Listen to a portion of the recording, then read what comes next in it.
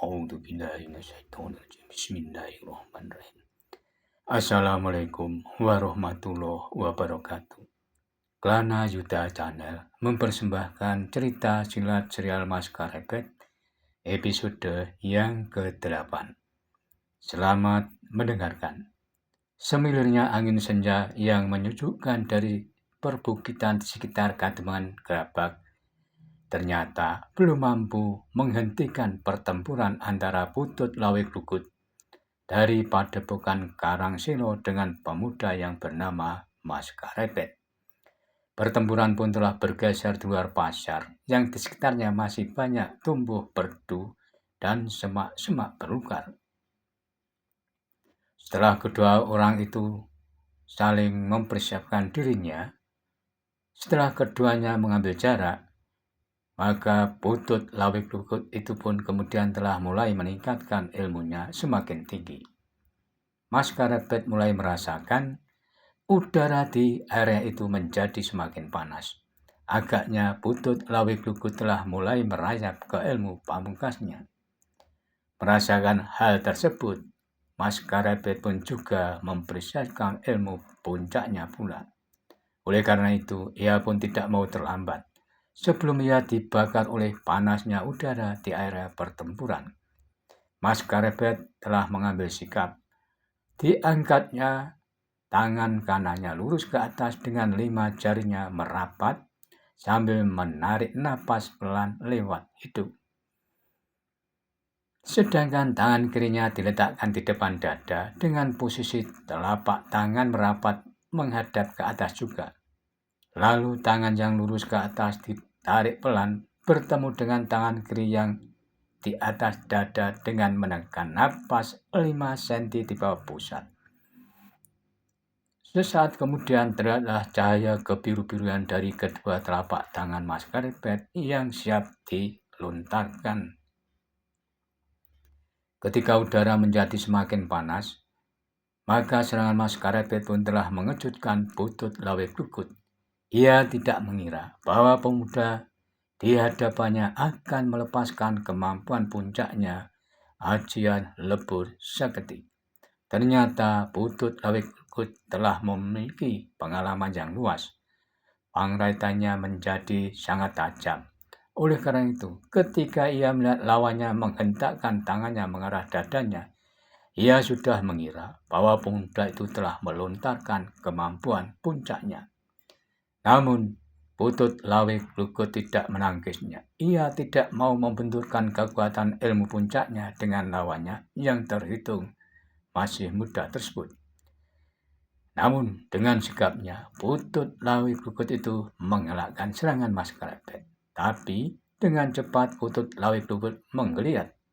Lalu dihentakkan tangannya, dan tangan itu pun terayun mendatar. Tiba-tiba sebuah benda seperti pasir berwarna putih meluncur deras mengarah ke tubuh Mas Karepet. Ternyata sebuah senjata rahasia yang terbuat dari batu karang. Senjata rahasia itu sangat berbahaya bagi Mas Karepet. Maka ia pun segera menjatuhkan diri sambil berguling menjauhi lawannya. Namun Putut Lawik Lugut tidak menghentikan serangannya. Sekali lagi tangannya terayun mendatar. Pasir berwarna putih menyebar bagaikan memburu Mas Karepet. Putut Lawik Lugut tertawa. Dengan lantang ia berkata, "Anak sombong, kau tidak akan pernah mendekati aku lagi." Mas Karepet merasakan panasnya di seputar Putut Lawik Lugut menjadi semakin menjadi-jadi. Ketika ia bersiap menyerang dengan ajian lebur seketi, namun Mas Karepet tidak lagi mendapat kesempatan untuk mendekat. Sementara itu lawannya telah bersiap untuk menyerangnya kembali dengan senjata rahasianya. Oleh karena itu, Mas Karepet telah berloncatan menjauh. Tubuhnya dengan ringannya telah berputaran di udara beberapa kali ketika serangan lawannya itu datang mengarah ke tubuhnya. Namun, Mas Karepet terkejut ketika ia telah berdiri tegak. Tiba-tiba serangan lawannya kembali menebar memburunya. Ia pun dengan spontan menghentakkan kedua telapak tangannya ke arah butut Lawe Glukut. Mas Karpet telah mengeluarkan salah satu kemampuannya yang pernah dipelajari dari padepokan yang berada di lereng Gunung Andong. Dan tiba-tiba cahaya putih yang menyilaukan mata telah memancar dari kedua telapak tangan Mas Karpet, sehingga membuat pandangan butut Lawe Glukut menjadi kabur.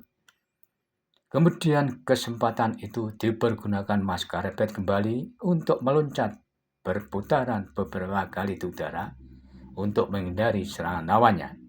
Sebenarnya jika Mas Karpet mau, ia dapat menyerang lawannya yang sedang kabur pandangannya tadi. Tetapi ia tidak melakukannya karena bagi dirinya hal tersebut bukanlah watak seorang yang berjiwa satria.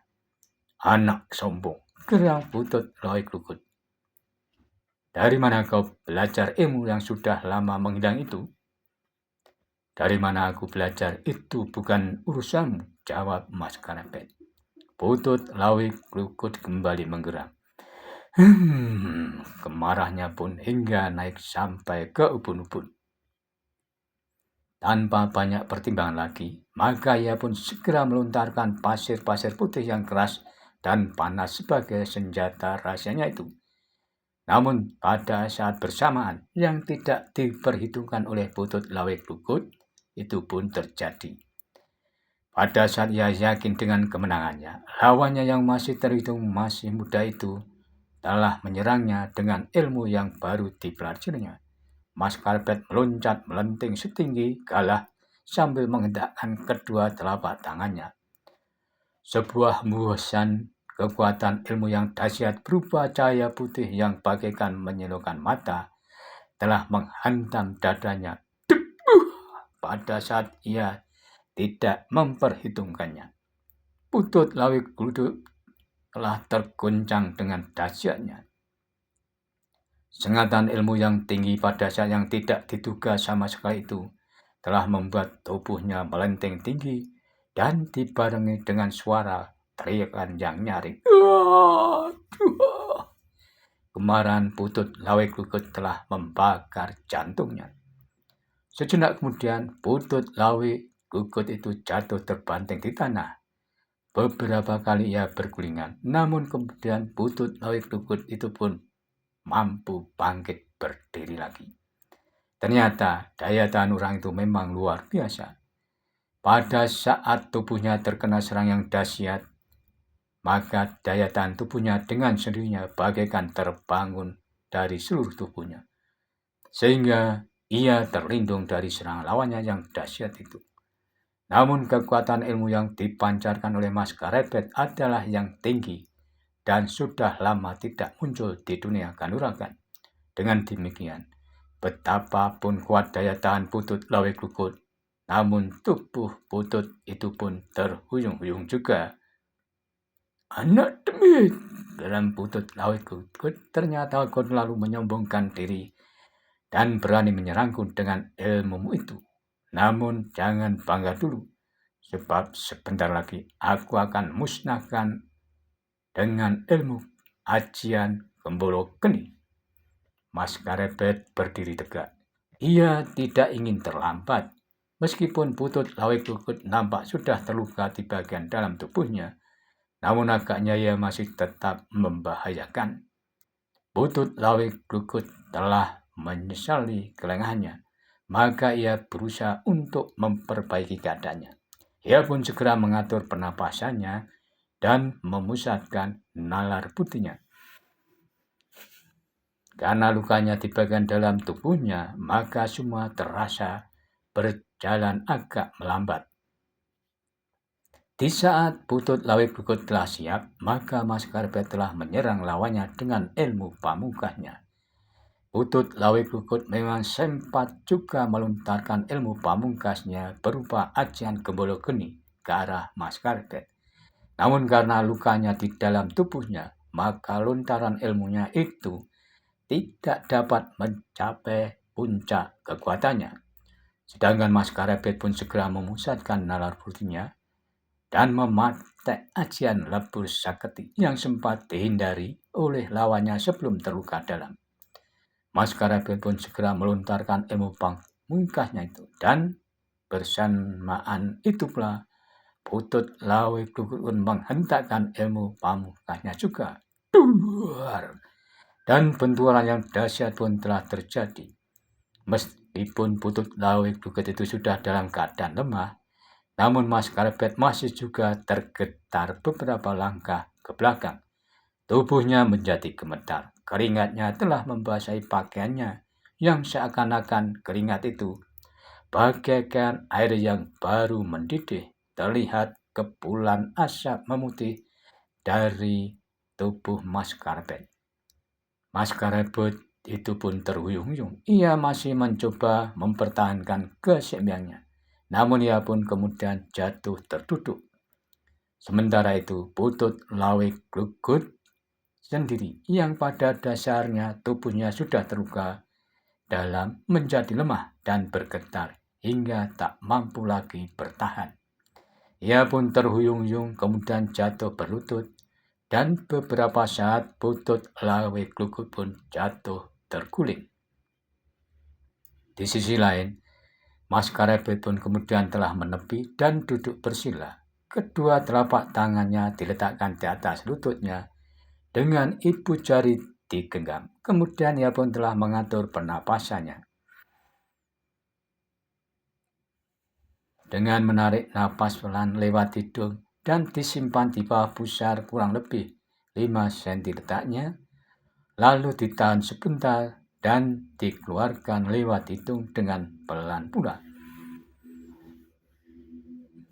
Ia lakukan beberapa kali dan Mas Karepet melakukannya sehingga napas itu menjadi normal kembali.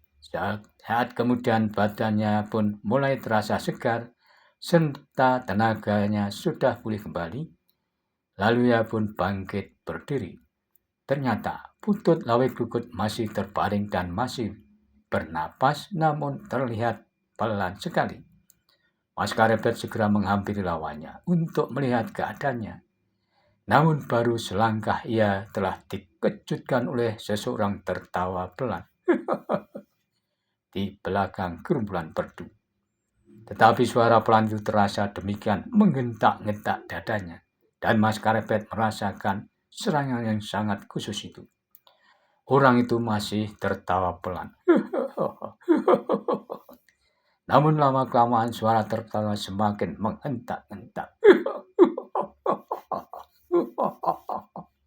Mas Karepet masih tetap berdiri. Tetapi ia pun harus mengerahkan daya tahan tubuhnya. Hentakan-hentakan itu pun telah menyakiti isi dadanya. Namun, ia tidak membiarkan hal itu terjadi terlalu lama lagi. Jika tertawa itu tidak dihentikan, maka keadaannya akan menjadi sulit. Oleh karena itu, Mas Karepet telah memusatkan pendengarannya untuk mengetahui di mana suara itu berada. Di manakah orang yang melontarkan kekuatannya lewat suara tertawa itu? Ia mengerti bahwa orang itu bersembunyi di belakang gerumbulan perdu. Namun Mas Karepet harus tahu dan lebih terarah lagi, karena ada beberapa gerumbulan perdu dan orang itu di belakang gerumbulan yang sisi mana. Tetapi akhirnya ketajaman pendengarnya Mas Karepet pun mampu menangkap sumber suara tertawa itu. Lalu diamatinya sebuah gerumbulan perdu yang terlihat rimbun. Bahkan penglihatannya yang tajam pula sempat melihat dedaunan perdu yang rimbun itu bergetar-getar. Mas Karepet pun telah memusatkan nalar budinya. Dibangunkan ilmunya yang sudah lama tidak muncul di dunia kanuragan, yang didapat dari padepokan di lereng Gunung Andong. Tiba-tiba saja Mas Karepet meloncat sambil menghentakkan kedua telapak tangannya. Kedua telapak tangannya mengarah ke gerumbulan perdu yang berdaun rimbun itu. Seleret sinar putih meluncur dari kedua telapak tangan Mas Karepet ke gerumbulan perdu itu. Dan sejenak kemudian, Gerombolan yang berdaun rumbun itu bagaikan meledak. Namun bersamaan dengan itu, sesosok tubuh telah meloncat, menghindari serangan Mas Krebet yang meluncur melampaui kecepatan anak panah yang terlepas dari busurnya. Namun, orang yang berada di balik gerombolan pedo itu mampu bergerak lebih cepat lagi, sehingga serangan Mas Krebet tidak mengenainya. Dan sosok tubuh yang menghindar serangan itu langsung menghilang di balik gerombolan pedo yang lainnya. Sekali lagi, seleret sinar putih meluncur dari kedua telapak tangan Mas Krebet ke arah segerombolan semak belukar yang terdapat sosok tubuh yang menghilang di balik gerombolan semak-semak tersebut. Gerombolan itu pun seakan-akan telah meledak. Dumpung! Akan tetapi, sekali lagi serangan Mas Krebet tidak mengenai sasarannya. Orang yang berada di balik gerombolan itu melenting dari tempatnya menuju ke arah Butut Lawe Glukut yang sedang terbaring pingsan. Dan saat kemudian orang itu membawa tubuh Butut Lawe Glukut sambil melenting ke arah gerombolan perdu dan telah menghilang. Namun orang itu masih terdengar suaranya yang keras, namun sudah tidak menghentak-hentak lagi. Kau memang luar biasa, anak muda. Dan suasananya pun menjadi sepi bersama berhentinya suara itu. Sepoi-sepoi angin perbukitan telah membuat Mas Krebet merasa segar kembali. Mas Krebet segera membenahi pakaiannya. Kemudian ia kembali ke pasar Kateman Gerabak. Namun pasar pun sudah mulai sepi dan warung-warung pun sudah tutup semuanya. Maka Mas Krebet menuju ke arah Banjar Kademangan untuk beristirahat. Kebetulan tempat Banjar Kademangan tidak jauh dari pasar Gerabak dan Mas Krebet pun telah diterima dengan ramah oleh penunggu Banjar.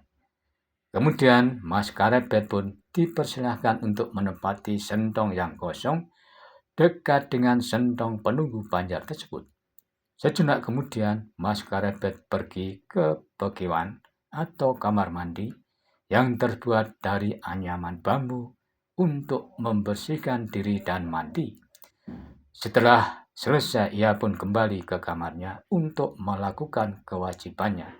Dan setelah selesai menjalankan kewajibannya, ia pun kemudian membaringkan badannya untuk beristirahat. Karena perjalanannya ke Demak Bentoro masih cukup jauh dan cukup melelahkan. Tapi ia tetap ingin menempuh karena ia pun sudah berjanji kepada pamannya untuk menemuinya di Demak Bentoro. Demikianlah episode 11 serial Mas Krebet dan nantikanlah episode selanjutnya. Namun, bila mana ada yang berkenan subscribe, like, maupun berkomentar, dipersilahkan. Terima kasih. Sampai jumpa.